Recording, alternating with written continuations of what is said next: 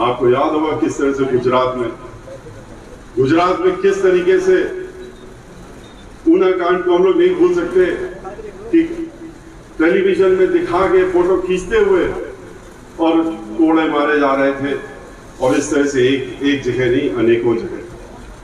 लेकिन पिछले कुछ वर्षों में, 4.5 वर्षों में, जैसे ही उत्तर प्रदेश में इनकी सरकार आई तो सरकार के आते ही इन्होंने ब्राह्मण समाज के लोगों को भी अपने निशाने पर लेने का काम किया। और ब्राह्मण समाज को इसलिए निशाने पर लेने का काम किया क्योंकि उन्होंने ये सोचा कि ब्राह्मण समाज तो हमारा बंधुआ मजदूर बन गया है, क्यों? धर्म के नाम पे हमने उनको खरीद लिया। धर्म का हम उनको दिखाते हैं, एक मुखौटा दिखाते हैं, और ब्राह्मण समाज के लोग हैं, धर्म के नाम पे हमारे पीछे पीछे आकर के वोट डालने का काम करेंगे, और इसीलिए उन्होंने जिताने का काम भी किया। वरना इन्होंने ऐसा कौन सा काम किया था 2014 के बाद आने के बाद जिसकी वजह से इनको वोट देने की जरूरत थी? इन्होंने कुछ नहीं किया, सिर्फ और सिर्फ धर्म के नाम पे लोगों को आपस में लड़ाना, बांटना, और ब्राह्मण समाज के लोगों को ये दिखाना कि मैं भगवान श्री राम का ठेकेदार हूं, मैं मंदिर बनवाने जा रहा हूं, इस तरह का ठेका दिखा करके और उनको इन्होंने प्रभावित करके अपने वोट लेने का काम किया। लेकिन उसका नतीजा क्या हुआ? उसका नतीजा ये हुआ कि पूरे उत्तर प्रदेश में 2017 से ही ऐसी शुरुआत हो गई ब्राह्मण समाज के ऊपर, ये इतने हमलावर हो गए कि उन्होंने सरकार बनते ही अपना असली रूप दिखाने का काम कर दिया। किस तरीके से प्रतापगढ़ में 5-5 नौजवान लड़के और उनको जलाने का काम कर दिया, जला के मारने का काम कर दिया, उनकी झोपड़ियां जलाने का काम कर दिया।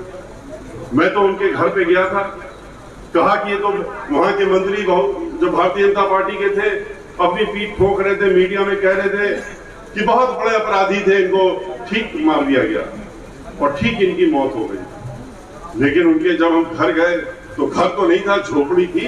झोपड़ी देखने के बाद पता लगा कि 10 बाई 12 फीट की झोपड़ी में वो 5 लोग अलग अलग झोपड़ियों में रहते और उस गांव में रहते।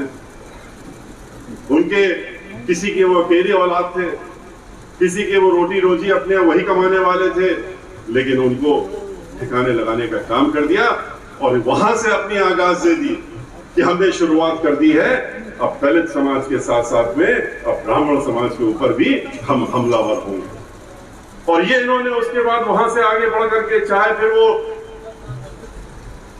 कानपुर का किस्सा तो बहुत बाद में हुआ है, उसके पहले बहुत सारे किस्से हो गए। रायबरेली से चल करके ये बुंदेलखंड गए, झांसी में किया। बुंदेलखंड में एक व्यापारी ब्राह्मण समाज का था, मजबूत किस्म के आदमियों को छांटते थे लोग, मजबूत किस्म का आदमी था, डरता दबता नहीं था, उसको गाड़ी के अंदर रोक करके उसके गोली मार दी, सिर्फ इसलिए अधिकारी से, और कह दिया कि उसने आत्महत्या की है। जब खुलासा हो गया कि आत्महत्या नहीं है तो गोली मारी गई है, तो उस अधिकारी से कहा कि तुम उत्तर प्रदेश छोड़ के जल्दी से भाग जाओ और हम दिखाते रहेंगे कि हम तुमको ढूंढ रहे हैं, 1.5 साल से ढूंढ रहे हैं। अभी अगर कोई ब्राह्मण समाज के नाम लिखा दिया जाए अपराधी में तो अगले दिन जो है उसको ढूंढ भी लेते हैं, उसको गाड़ी में बांध के ले भी जाते हैं, गाड़ी भी फिसल जाती है, वो गाड़ी से बाहर भी निकलता है और उसके बाद उसका एनकाउंटर हो जाता है, शूट आउट हो जाता है, उसका मर्डर हो जाता है वहीं पर। एनकाउंटर कोई और चीज नहीं होती है। एनकाउंटर जब किया जाता है तो वो हत्या है। ये माननीय सर्वोच्च न्यायालय ने अपने निर्णय में कहा कि एनकाउंटर करने का आपको ये हक नहीं है कि आप उसके सीने में गोली मार दो, लेकिन इनको तो मारना होता है। किसको मारना है ये भी तय कर लेते हैं।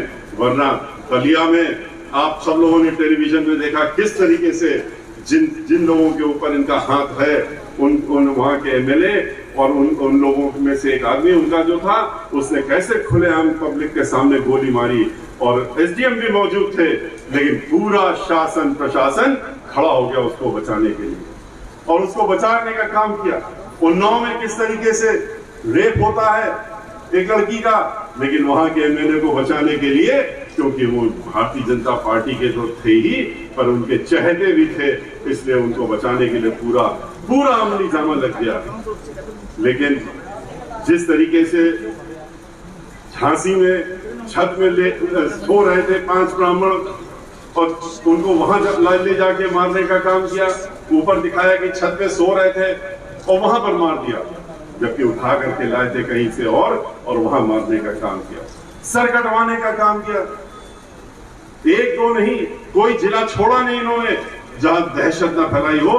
गिनती गिनने लगे तो सैकड़ों में गिनती आती है जहां ब्राह्मण के समाज के लोग, जैसे दलित समाज के लोग से ब्राह्मण समाज के लोगों की हत्याएं हुई, उनको गोली मारी गई, उनको शूट आउट किया।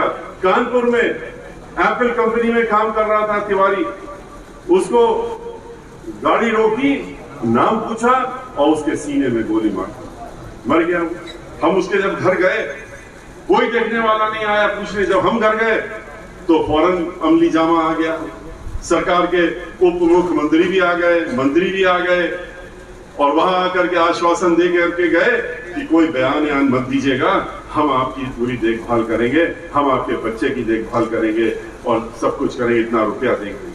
और दिया कुछ नहीं। आज भी उन चीजों के लिए वो इंतजार कर रही है उनकी बेवा। लखनऊ में वो घर पे माता पिता के देखभाल करने के लिए ब्राह्मण समाज का, चूंकि वो ब्राह्मण समाज का था, उसका नाम डाल दिया था कानपुर वाले कांड में। वो देखने के लिए गया तो उसको वहां से उठा लिया और उठा के ले जाकर के कंटोनमेंट में शूट आउट कर दिया। कितने किस्से, जब राजधानी में 3-3 इस तरह के काम हो गए तो पूरे उत्तर प्रदेश में कितने हुए, ये सोचने की बात है। और कानपुर का किस्सा, कानपुर का तो आपसे कहीं छूटता ही नहीं है। कानपुर में जिस तरह का इन्होंने काम करने का किया कि एक व्यक्ति के नाम पे, जिसको कि शूट आउट में तो मार ही दिया, लेकिन एक व्यक्ति को लेकर के इन्होंने 100 ब्राह्मणों को उसमें नामजद कराया। पहले तो नाम नहीं मालूम थे, अपने अधिकारियों से कहा कि ऐसा करो कि ये कांड हो गया है, इसका फायदा उठाओ और जितने भी मजबूत ब्राह्मण हो, अभी तो अज्ञात 100 अज्ञात रिपोर्ट लिख दो, 100 अज्ञात ब्राह्मण, और रिपोर्ट लिख दी गई। और उसके बाद ढूंढ लो जितने मजबूत ब्राह्मण हैं जो नहीं दबने का काम कर रहे हैं और जो जिनके साथ में लोग हैं, उनकी गिनती गिन लो, उनके नाम लिख लो और एक एक करके उनको नामजद करते चलो, चाहे वो आसपास के जिले के हो, कानपुर के नहीं, फर्रुखाबाद के हो, कन्नौज के हो, कानपुर के हो, शहर के हो, इटावा के हो, नाव के हो, आसपास के जितने भी जिले हैं उनको एक घेरा बना लो और उसमें से उठा करके उसमें से उनको निपटाने का काम करो। 16 साल के लड़के का शूट आउट कर दिया, 6 गोलियां मार करके उसी कांड के तहत में, और कहा कि ये तो भाग रहा था, 16 साल के एक लड़के का शूट आउट कर दिया।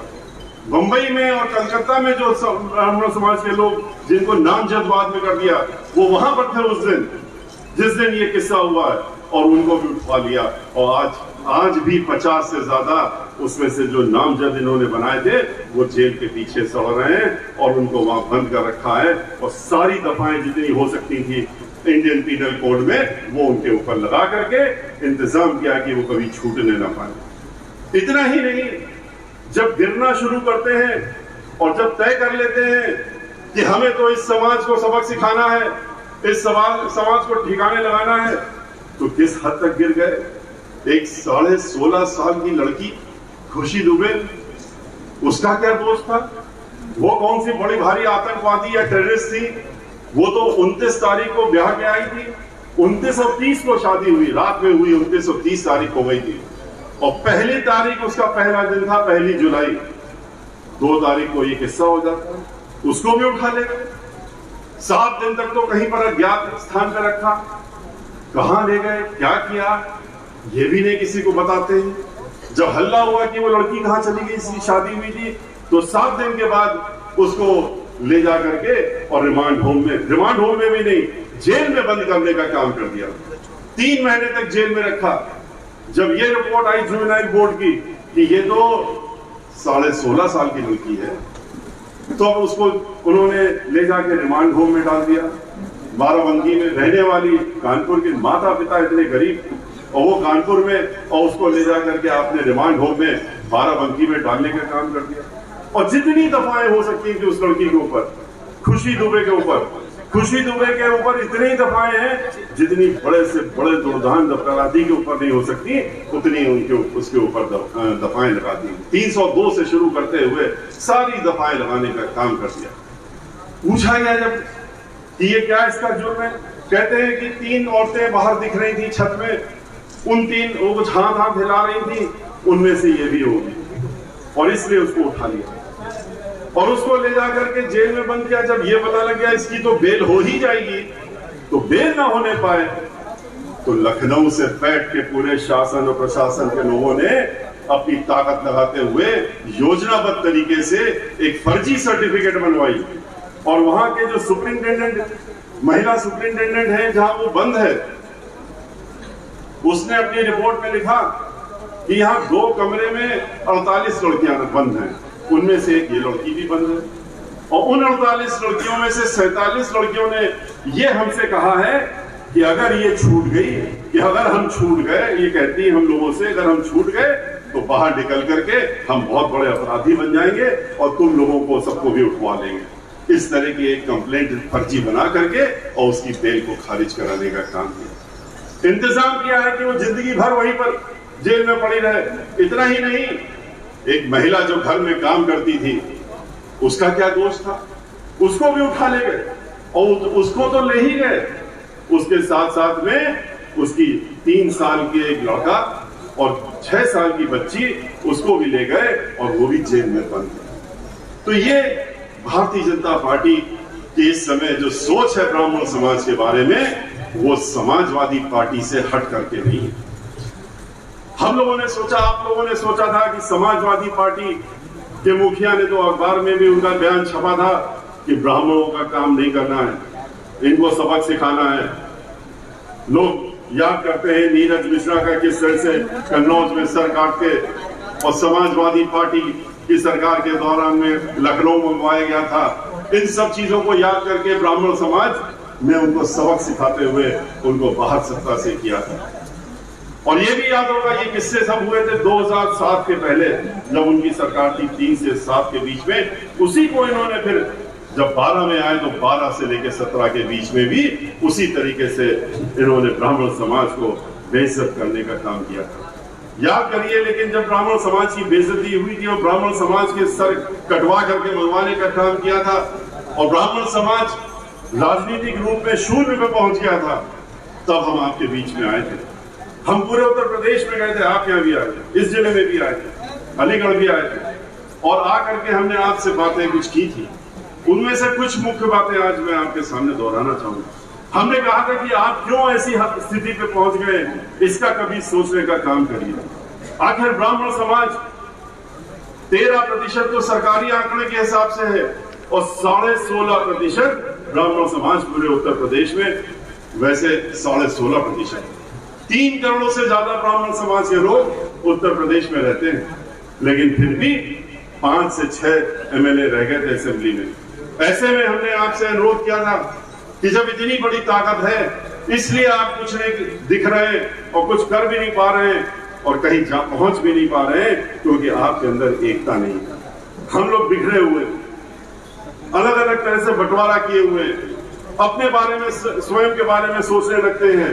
समाज के बारे में सोचना चाहिए, लेकिन कभी कभी खाली स्वयं के बारे में सोच करके समाज को भूल जाते हैं।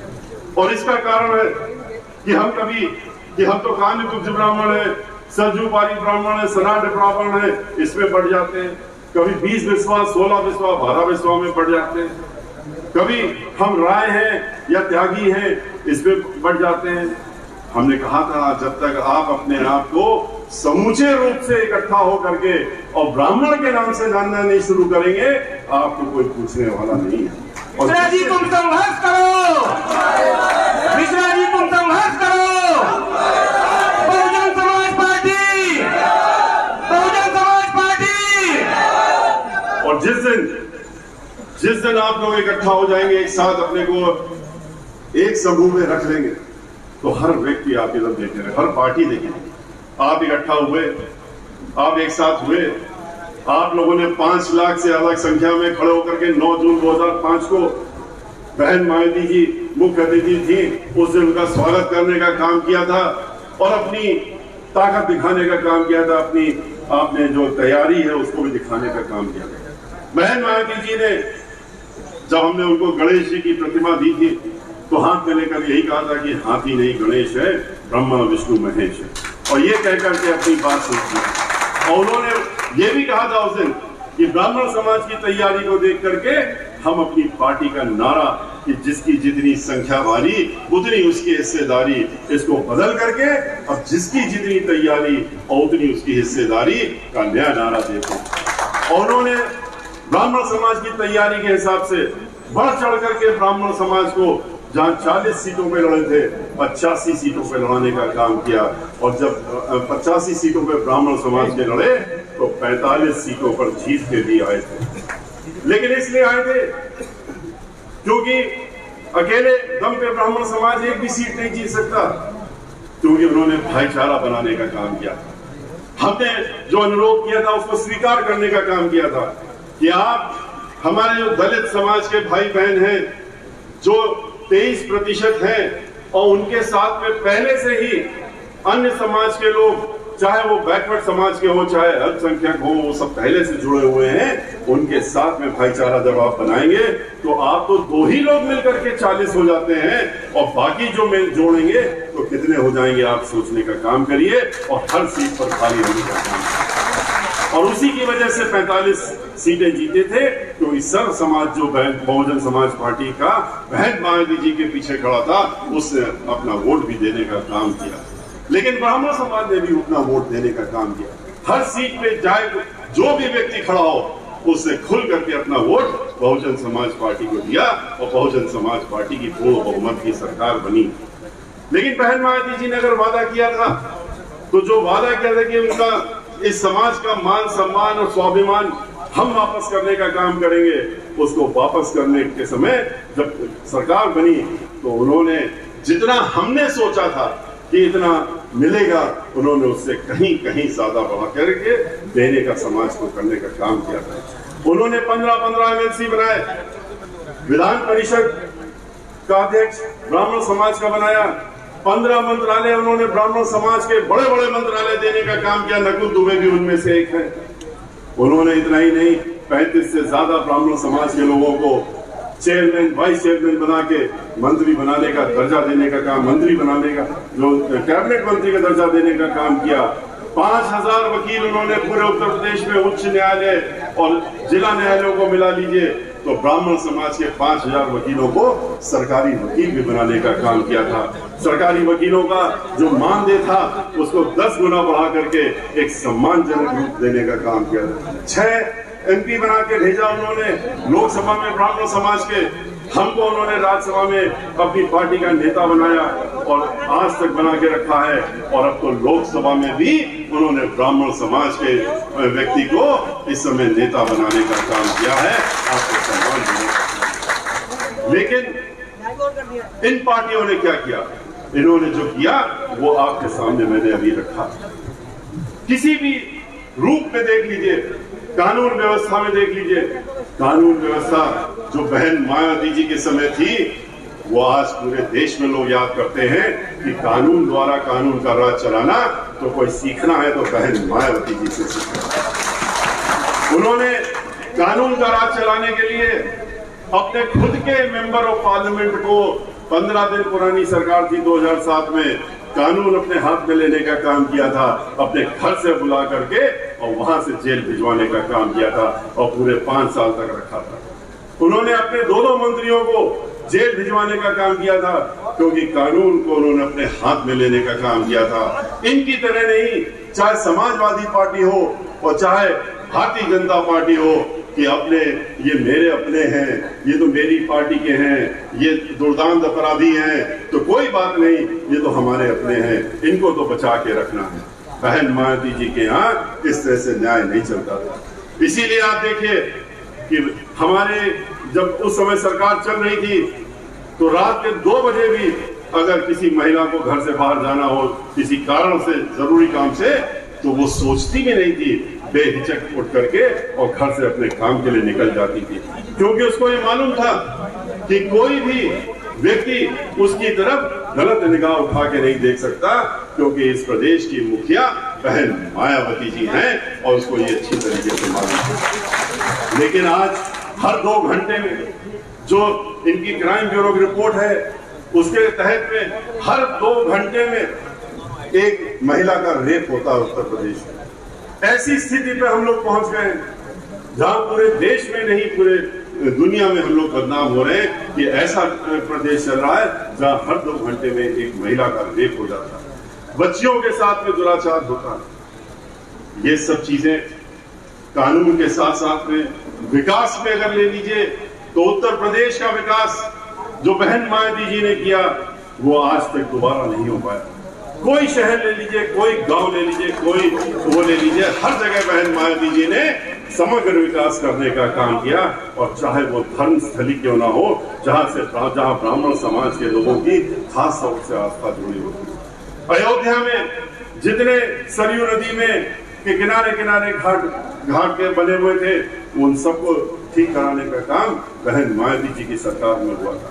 वाराणसी में जितने घाट के किनारे जो बनाया गया उसको आपस में जोड़ करके बहन मायावती जी ने बनाने का काम किया। सीवरेज ट्रीटमेंट प्लांट बनाया जो सबसे बड़ा था और उसमें पूरे इलाहाबाद पूरे वहां की बनारस की जितने भी नाले से आते थे पानी, गंदा पानी आता था, गंगा में गंदा पानी ना गिरे उसको सीवेज ट्रीटमेंट प्लांट में डाल करके और उसको बनवाने का काम बहन मायावती जी ने किया। आपके पड़ोस में वृंदावन है। वृंदावन में जाकर के देखिए, चाहे वो परिक्रमा हो पूरे वृंदावन और गोवर्धन की और सबकी, और चाहे पूरे वृंदावन में सीवेज ट्रीटमेंट प्लांट सीवरेज नहीं था वो बनवाने का काम किया। वो जिम्मेदारी हमारे ऊपर छोड़ी गई थी समग्र विकास की। 550 करोड़ रुपए खर्च हुए थे समग्र विकास के तहत में। जब यहाँ पर वृंदावन आए तब पता लगा कि वृंदावन ऐसी नगरी जो हमारे प्रभु कृष्ण भगवान की नगरी है, कृष्ण कन्हैया की नगरी है, वहां सीवेज नहीं है, कोई सीवरेज का सिस्टम ही नहीं है।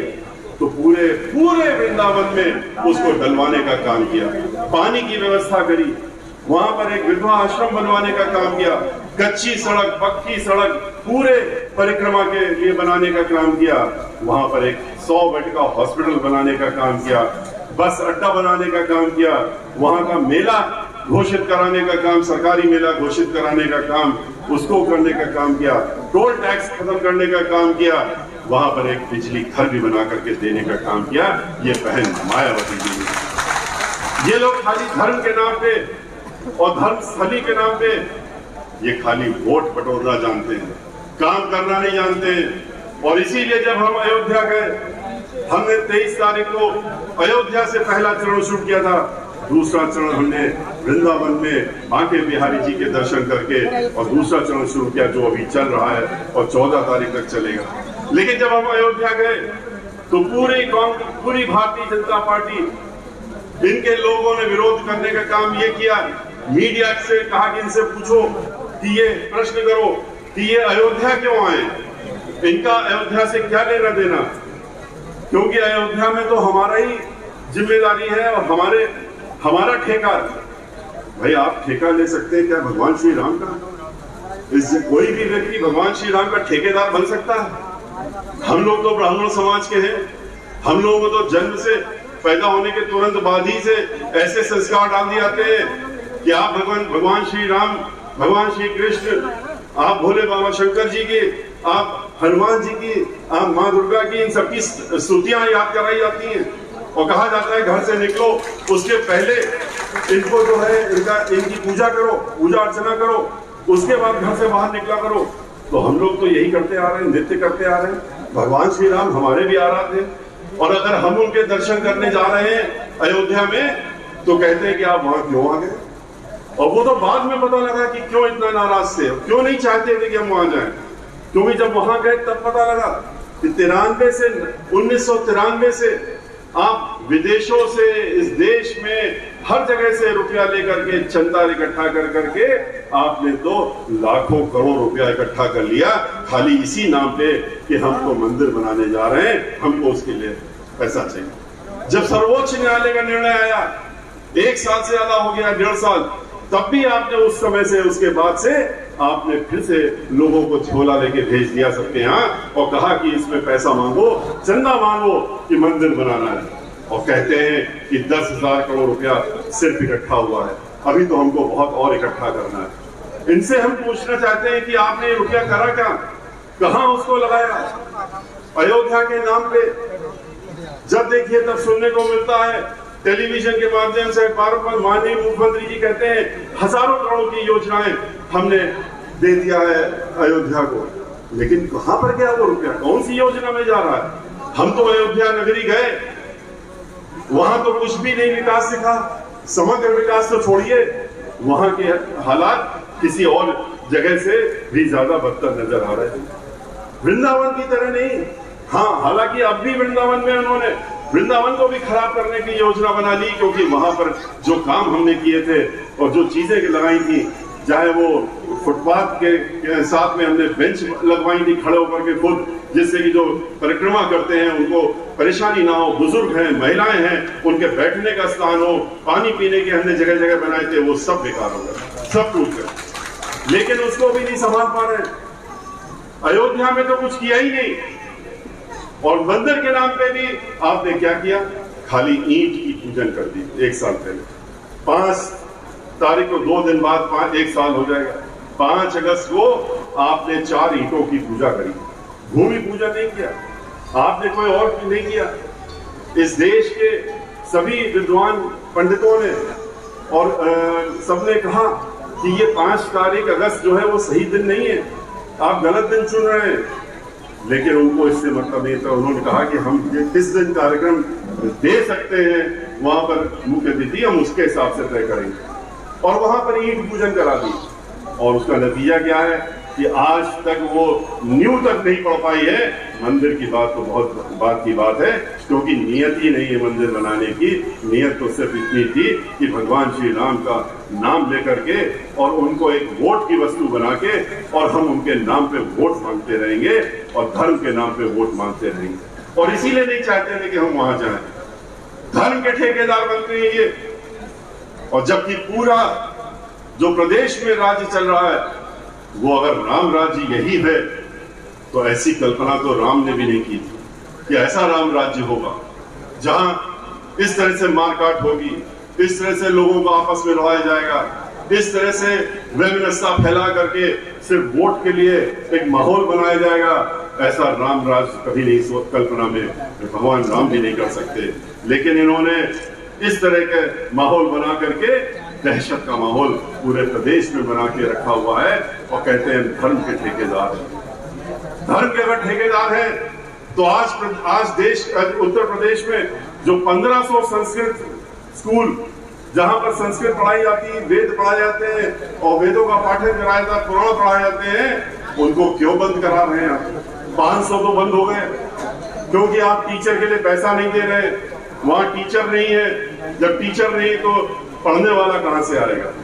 उन्होंने जो महाविद्यालय थे 500, उसको भी आधे तक बंद कर दिया, और नया आदेश जारी किया पिछले साल कि जो बचे हुए हैं इनको भी आधे में कर दो और इनको बंद कर दो, क्योंकि वहां बच्चे नहीं है। बच्चे कहां से आएंगे जब टीचर नहीं है? तो जो सरकारी स्कूल है, जो गैर सरकारी, उनको तो छोड़िए। बहन मायावती जी ने तो 300 संस्कृत स्कूल जो मान्यता प्राप्त है, लेकिन जिनके पास जिनको सरकारी नहीं थे उनको अनुदान देने का काम किया था, इन्होंने तो इनको बंद कराने का काम कर दिया। और इस तरीके से धीरे धीरे ये इस प्रदेश से हिंदू संस्कृति खत्म कर देंगे, ये सनातन धर्म खत्म कर देंगे। जब वेद पढ़ने वाला पढ़ाने वाला नहीं होगा तो सनातन धर्म कहां रह जाएगा? और ये कहते हैं कि हम धर्म के ठेकेदार हैं। तो इनसे तो लोग प्रश्न पूछेंगे ही, खाली हम नहीं पूछ रहे, इस प्रदेश का हर व्यक्ति पूछ रहा है। ब्राह्मण समाज खास तौर से पूछने लगा है और मुखर होकर पूछ रहा है कि हिसाब दो, कहां गया रुपया जो तुमने इकट्ठा किया था मंदिर के नाम पे, और कहां लगाया, उसका हिसाब दो। और हिसाब तो इनको देना ही पड़ेगा, अभी नहीं देंगे तो इसके बाद देना पड़ेगा, हिसाब तो इनसे लिया ही। मैं जो आज अत्याचार हो रहे लोगों के ऊपर, जो आज वित्त विहीन विद्यालय बंद हो रहे हैं और जिनको की जहां पर टीचर लाठियां खा रहे जब इनके पास जाते हैं। सर मुड़ाने का तक काम किया एक महिला टीचर ने, लेकिन फिर भी इन्होंने उसकी नहीं सुनी और उसके बावजूद भी इन्होंने उन वित्त विहीन विद्यालयों को बंद कराने का काम कर दिया। ये इनकी मानसिकता है।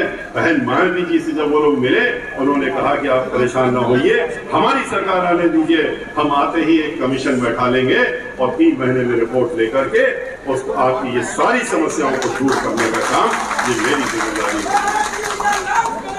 तो इसलिए भाइयों, आपको इनका चेहरा कुछ और है, मुखौटा कुछ और है। उस मुखौटे को उतारिए और उसके पीछे इनके असली चेहरे को पहचानिए और पहचान करके आप एक बार दोबारा से अपनी सरकार बनाइए। और अपनी सरकार आप तभी बनाएंगे जब आप अपने हाथ मजबूत करेंगे। अपने हाथ आप मजबूत करने के लिए आपको हमारे हाथ मजबूत करने पड़ेंगे। आप हमारे हाथ मजबूत करेंगे तो आपके हाथ अपने आप मजबूत हो जाएंगे और हम सब मिलके बहन मायावती जी को इस उत्तर प्रदेश का 5वीं बार विश्वाली संघर्ष करो, दोबारा से विश्वाली संघर्ष करो। दोबारा से एक बार हम लोग यहाँ अमन चैन की सरकार बना के, चाहे वो किसान हो चाहे वो मजदूर हो, जो किसान आज धक्के खा रहा है, मार खा रहा है, लाठियां खा रहा है, ठंड में भी पानी मारा, 500 से ज्यादा किसान मर गए, उनकी समस्या इन्हीं की उत्पन्न की हुई है। उनके ऊपर 3 कानून इस तरह के ठोक रहे हैं, उनके ऊपर लगा रहे हैं, जिसके द्वारा उनकी जमीन को छीन सके। ये उनकी जमीन को छीनना चाहते हैं, लेकिन किसान जो है वो अपने लिए लड़ रहा है। हम लोग भी उनके साथ में खड़े हैं। पार्लियामेंट से लेकर के बाहर तक बहुजन समाज पार्टी किसान के साथ में खड़ी हुई है। रोज प्रदर्शन हो रहा है, उसमें हम लोग भी शामिल हैं, चाहे वो पार्लियामेंट के अंदर हो या पार्लियामेंट के बाहर हो। आज मजदूर परेशान है, नौजवान परेशान है, उसके पास नौकरी नहीं है, उसकी नौकरियां लेने का काम कर दिया। देने का वादा किया था 2 करोड़ नौकरी सालाना, लेकिन 2 करोड़ से ज्यादा नौजवानों की नौकरियां लेने का काम किया। ये वो सरकार है जो कहती है झूठे वादे करती है 15 लाख रुपए दे देंगे,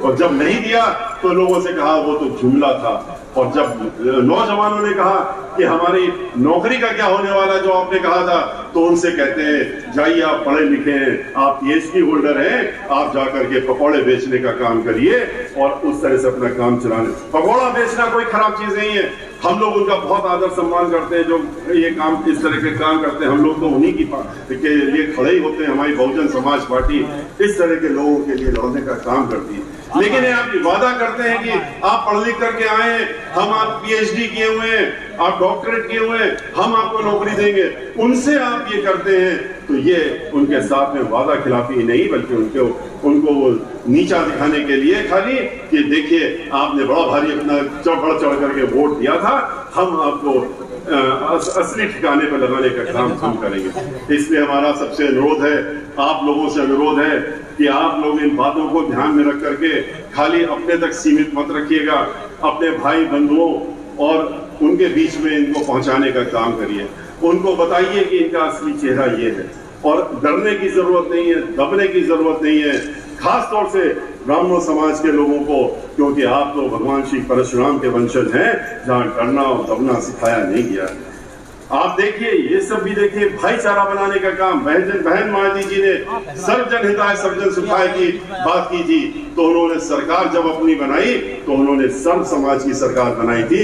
हर समाज के लोग, चाहे वो दलित समाज के हो, चाहे अति पिछड़ा वर्ग के हो, चाहे वो अल्पसंख्यक समाज के लोग हो और चाहे ब्राह्मण समाज के लोग हो, उन्होंने सबको एक साथ लेकर के और तब उनको सम्मानजनक उनको जगह दे करके, और चाहे राजनीतिक हो चाहे गैर राजनीतिक हो, चाहे अधिकारी लोग हो, सबको उन्होंने सम्मान देने का काम किया और एक मजबूत सरकार बनाने का काम किया।